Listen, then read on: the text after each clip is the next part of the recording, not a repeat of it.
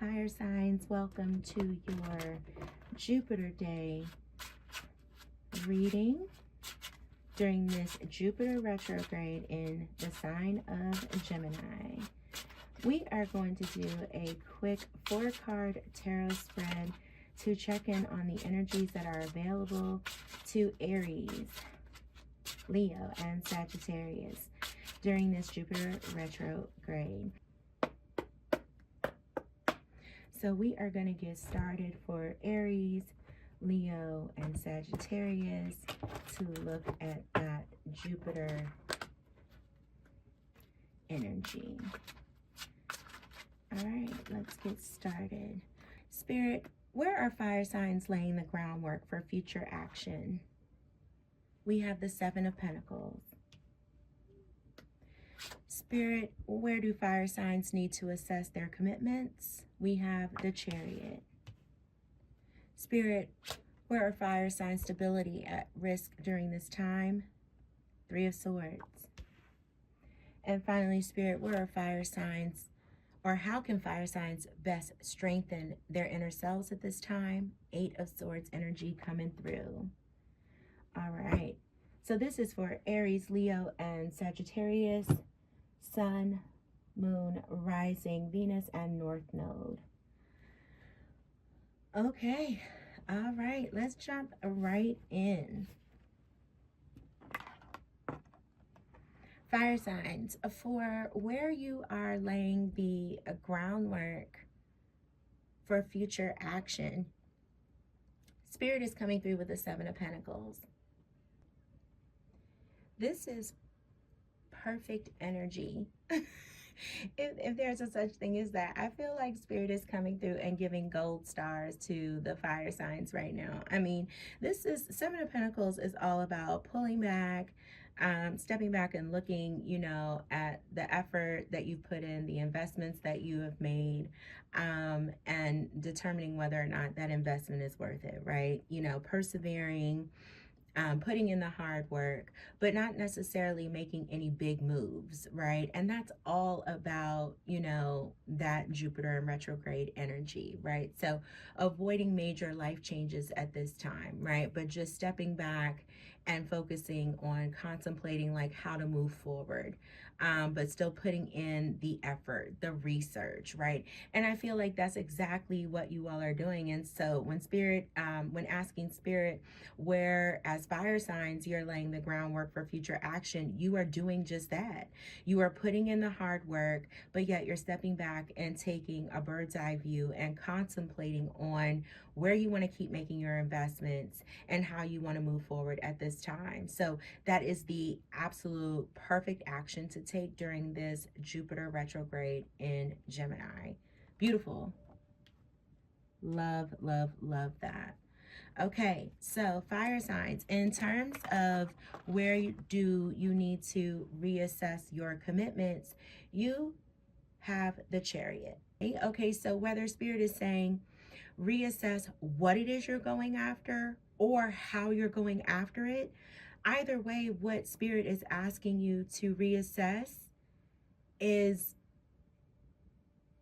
either what you're going after or how you're going after it. How much of what you're going after is aligned with your values, your moral, your personal, your spiritual values? How is the approach that you're taking to what you're going after aligned with your moral or your spiritual values? Because the Chariot is just like, I know what I want and I'm going after it, right? I am using my willpower, my control, my focus, my determination. This is what I want. I'm going to get it. And I think Spirit is saying like, but how much of that is being directed by your understanding, knowing, and focus on an alignment with your personal and or spiritual values? So like, is what you're going after aligned really with who you are? Is how you're going after it really aligned with who you are on a spiritual level, on a moral level, on a personal level. So I think what Spirit is telling you to reassess at this time is whatever you are driving forward to with such control, with such willpower, with such determination, make sure that it is aligned with who you are on a deeper level. Okay. In terms of where your stability is at risk, fire signs, you have the Three of Swords. Obviously, there has been some unfortunate loss, pain, heartbreak, even some depression maybe that has occurred here, and your emotional stability is at risk during this Jupiter retrograde. And, unfortunately, when our emotional stability is at risk, this can impact other areas of stability in our life, right? Like we can see our mental stability, of course, also be at risk. Sometimes even our physical stability, right? We don't sleep as well. We don't eat as well. We don't work out as often. We see our financial stability sometimes take a hit if we have a job that we're paid hourly and we start finding ourselves like calling off of work. Especially if we hit bouts of depression, we can really, heartbreak is, and emotional pain is a very serious matter. So I think what Spirit is saying here is that knowing this, right, that this heartbreak and this pain can really put your stability at risk during this time. You need to make sure that you are using the retrograde energies that are available to you. But unlike the Mercury retrograde, when Jupiter is in retrograde, it's not a time of loss. It's actually energy that we can really, really use, right? So we can use it to really reflect and really slow down, because we can use this time to really revisit our previous decisions. It has us question our beliefs. It allows for deep reflection. And I know sometimes it can feel like, who wants to do that? Who wants to do that when I'm heartbroken?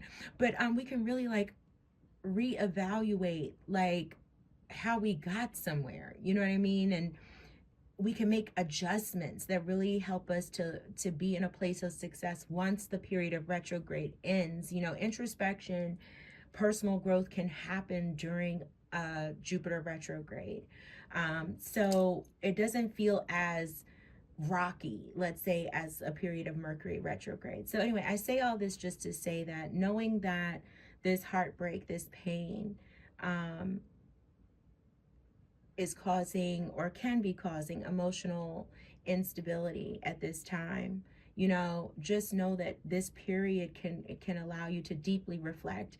Jupiter is also very big on the spiritual enlightenment and personal growth, so use this time to lean into that. Lean into your spiritual practices, lean into meditation, lean into journaling, lean on did I say meditation? I probably did, because I love meditation. But lean into these healing practices that can really help support you during this time, because Jupiter is all about that energy, even during a retrograde period, especially during a retrograde period. Okay. All right, I'm off my soapbox. Okay, here we go. So, how can fire signs best strengthen their inner selves at this time? Eight of Swords energy. So normally Eight of Swords energy is going to be something that is like not, we would not be happy to see this. I'm actually very happy to see this, because Eight of Swords is always being trapped by our own thoughts, right? But I think that this is going to be so beneficial, especially with this Three of Swords energy coming up. And I say this, fire signs, because if you are going to be trapped by your thoughts, then let these thoughts be, or any type of restriction that you give yourself, let these restrictions and thoughts be about mindfulness. Okay, so if you're looking to strengthen your inner self at this time. Let it be to find some sort of mantra, some sort of meditation, some sort of listening to, what is the word I'm looking for? Falling asleep every night listening to positive affirmations, and that's on repeat, and that's what's in your head, and that's what is the thoughts that are on repeat. You know, you're entrapped by listening, you know, these positive affirmations versus negative thoughts over and over and over again. So what I'm hearing is that, you know, even if this is, let's say, your inner critic, this eight of swords energy is actually you looking back, you reflecting, you thinking about how did you get to this place? Where did you make a left when you could have made a right? And I think that all of this eight of swords is helping you to seek inner growth. It's allowing you to self-reflect. It's allowing you to really find activities and practices that enrich your inner life. It's allowing you to listen to yourself. It's allowing you to actually grow.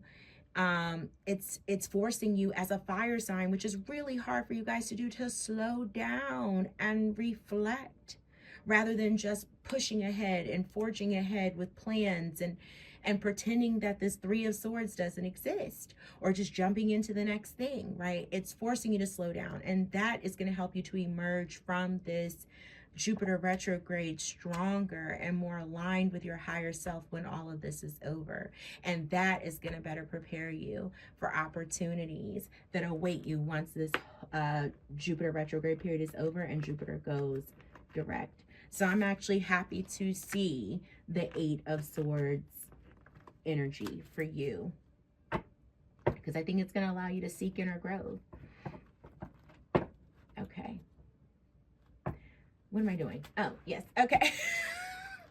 Okay, fire signs. Sorry, I went into the zone. All right, fire signs, let's get rolling. We are going to pull an abundance oracle message for you to close this out.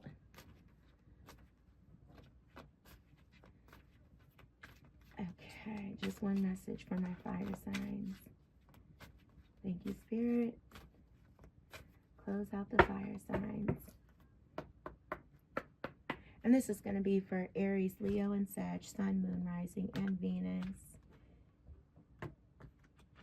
And we have sever vows of poverty. Nice. And I will also pull a living with a feather heart oracle card for you all as well. All right, sever vows of poverty. You guys know I'm really bad at this. Okay, there we go. Dear one, there's no need to suffer or sacrifice. Hold the intention of undoing any vows of poverty or self-denial that you may have made, consciously or unconsciously, in any lifetime. As you do so, all effects of these vows will be undone for everyone involved in all directions of time. Isn't that a beautiful card? It's so pretty. Okay, nice. All right, let's do a living with a feather heart for you.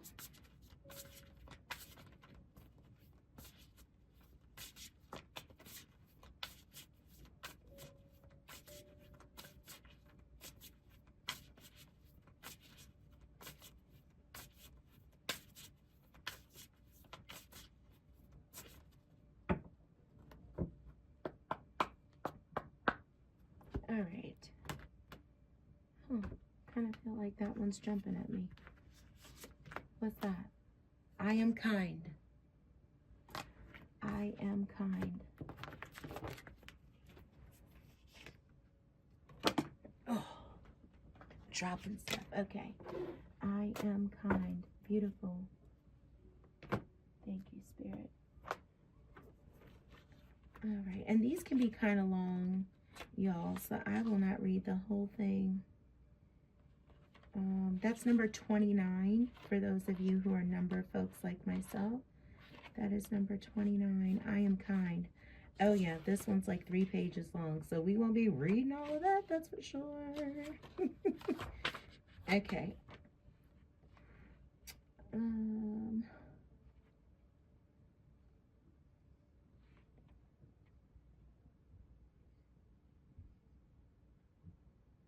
Okay, beautiful.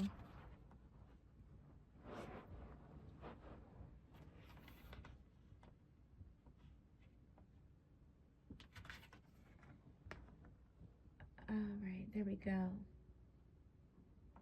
Humankind and human kindness are not mutually exclusive, but being part of humankind does not mean that all of humanity possesses kindness and compassion. We each have a capacity for it, but our ability to express this truly special part of our spirit can at times feel like a great challenge. We have a unique opportunity to experience both empathy and sympathy. We can share the feelings of another and also express concern and or pity for their sorrow and loss. The scales of empathy and sympathy may at times be weighed down with a heavy heart or lack of compassion, and thus when human frailty comes to the forefront, we must be reminded of what it means to embody the ideal of kindness. Charles Darwin believed that humanity evolved due to the advent of language and fire. Words terraformed what was once a foreign terrain, and fire allowed for light, nourishment, and protection. Alchemically speaking, this evolutionary formula is still ever present, but in the hidden layers of what the alchemists call the secret fire, which is believed to be thought in the highest sense.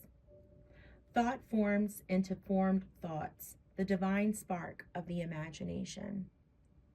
Our words map the territories we forge with our intentions. Our inner fire is what nourishes our soul and protects our inner light. Words ignite the inner fire of human kindness, and kindness is kindled through compassionate acts, intentional language, and conscious thought patterns. Love burns away fear, and human beings free of fear allow for kindness's wisdom to be experienced by all through catalyzing evolution with conscious awareness. I always want to give some snaps at the end of reading these. All right, fire signs. It was an absolute pleasure to read for you as always. Until I read for you again, be kind to each other and yourselves. Love and light. Be blessed.